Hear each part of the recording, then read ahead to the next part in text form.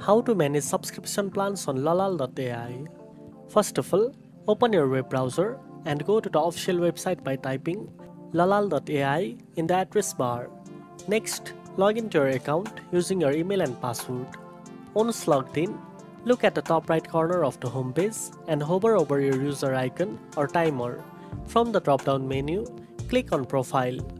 Here you can view your current subscription plan details, including billing cycle, usage limits, and payment methods. If you want to upgrade or change your plan, select the Upgrade or Change Plan option and choose the plan that best fits your needs. To cancel your subscription, look for the Cancel Subscription button and follow the instructions to stop future billing. Make sure to review any confirmation messages carefully to ensure your subscription status is updated. And that's it. Now you know how to manage subscription plans on Lalal.ai. If you found this video helpful, don't forget to like, share and subscribe for more tech tips. Thanks for watching and I'll see you in the next one.